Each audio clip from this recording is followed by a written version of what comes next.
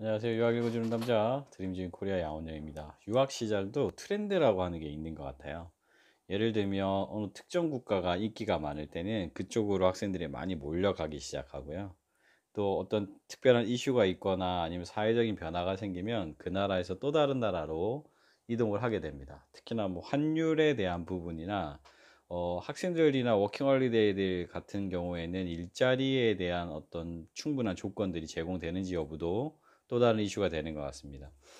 아일랜드와 몰타에 기본적으로는 어학연수를 간다라고 생각하시는 분들이 대부분이지만 학위 과정을 하거나 전문적인 서티피케이트를 얻을 수 있는 그런 코스들도 있다는 내용 오늘은 말씀드리고 싶습니다. 예를 들면 해외에서 어카운팅이라고 하는 하나의 섹터는 외국인들에게도 조금은 열려 있는 잡 카테고리 중에 하나입니다. 특히나 이제 영국, 그러니까 한국은 이제 공인회계사 CPA라고 부르잖아요. 근데 이제 미국 같은 경우는 AICPA라고 부릅니다.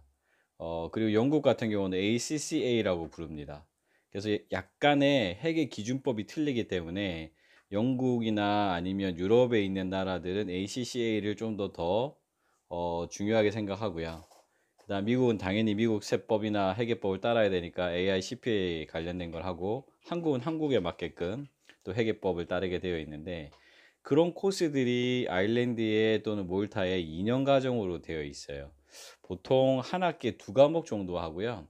그 시험 ACCA라고 하는 시험 자체가 우선은 어소시에이션에 ACCA라고 하는 어소시에이션에 내가 어떤 조건인지를 먼저 등록합니다. 그리고 나서 시험을 신청하게 되어 있는데, 내가 어떤 조건이냐 하는 것은 제가 학부 과정이나 지금 학습하고 있는 과목들이 있어서 그 과목들이 ACC에서 시험을 치르게 되는 9개의 F 과정과 E 과정에서 얼마만큼 웨이브를 받을 수 있을까에 대한 내용으로 되어 있습니다. 그래서 제가 대학교 때 학부 과정으로 뭐 경영학이나 어카운팅 회계학이나 이런 사람들은 자기가 들었던 과목들이 그 시험에서 면제되는 그런 경우들도 있거든요. 그런 과정을 거치고 내가 이제 빠져 있는 부분들을 이제 뭐 F5는 F6 뭐 이런 식으로 자기가 시험 신청하는 과목을 아일랜드에 있는 학원에서 수업을 듣고, 그리고 나서 시험을 봐서 패스가 되면 자기가 면제받은 거에다가 패스된 과목들이 이렇게 더 늘어나서 결국은 내가 치러야 되는 9개 과목이 다 완성이 되면 그런 과정이 1단계의 과정을 거치게 되고, 그리고 난 다음에 이제 실무 경력과 관련돼서도 하면서 이제 P 과정이라고 하는 그 과정들을 하게 됩니다. 그렇게 되면 실질적으로 이제 그 자격증에 대한 부분들이 부합이 된다 하더라도 실무 경력이 또 필요하거든요. 그래서 현지에서 그 정도 조건이 되시면 일을 하실 수 있습니다. 그리고 아일랜드 같은 경우는 비자법상 1A 비자라고 있는데, 그게 이제 실질적으로 이제 어카운팅을 공부하는 그 ACCA를 공부하는 학생들에게 특별하게 주어지는 그런 하나의 비자 카테고리거든요. 그래서 아일랜드에서는 ACCA를 공부하시는 분들이 가끔 있으셨고, 실제로 일을 하신 분들이 좋은 회계 펌에다가 일을 구하셔가지고 정착하시는 케이스들도 있었습니다. 이 케이스는 시험을 통과해서 내가 서티피케이트를 얻으면서 취업하게 되는 구조이고, 한국에서 학부를 다 끝내지 않았다거나 이왕이면 학부를 거기서 하겠다고 하시는 분들은 현지의 대학을 입학하시는 것들도 한 방법이 되실 수 있습니다.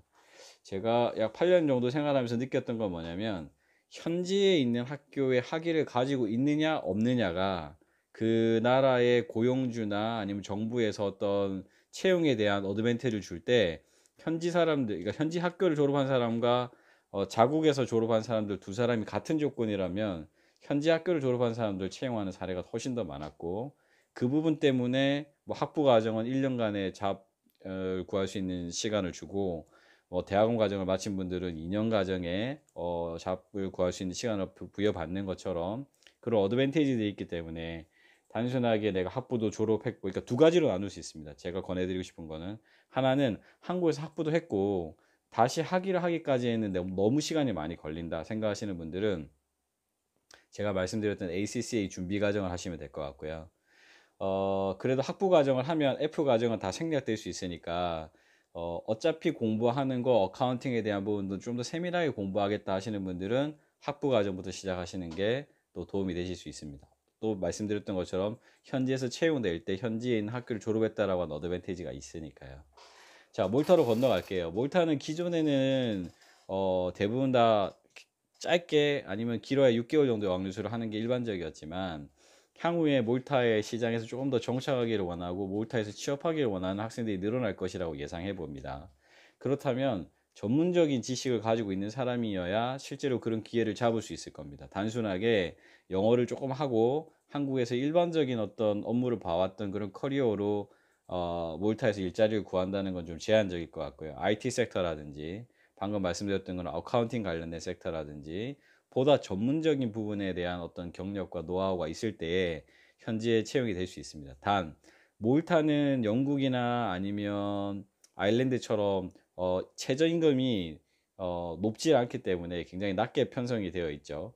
그러면 일정하게 받는다고 하더라도 똑같은 조건의 영국이나 아일랜드에 취업하는 것과 몰타에 취업하는 것을 비교해 보면 임금의 격차는 이만큼 벌어집니다. 물론 물가에 대한 차이도 이만큼 벌어져 있긴 하지만 그 부분을 잘 감안하셔서 어디서 내가 정착해서 살 것인가에 대한 나름대로의 고민도 조금 해야 될 것이 아닌가 이렇게 생각해 보고요. 하지만 처음 스타트를 단순하게 랭귀지만 한다고 생각하지 마시고 나에게 주어진 시간이 1년 또는 2년이 주어진다면 이런 전문적인 서티피케이트를 받을 수 있는 과정도 함께 고려하시는 게 어떨까 싶습니다. 아일랜드도 그렇고 몰타도 그렇고 영국에 관련된 영향을 받았기 때문에 시스템이 거의 동일하거든요. 그래서 이런 부분들 한번 참고해 보시면 여러분들이 해외 취업하시거나 해외 정착하기 위한 하나의 전초 기지를 마련하는 데 좀 도움이 되실 거라고 생각이 듭니다. 이상 유학 읽어주는 남자, 오늘은 단순한 영어만 배우기 위해서 떠나는 아일랜드와 몰타가 아닌 전문 직종으로서의 커리어를 준비하는 아일랜드와 몰타도 될 수 있다라고 하는 내용 간단히 말씀드려 봅니다. 이상 유학 읽어주는 남자 드림진 코리아 양원영입니다. 감사합니다.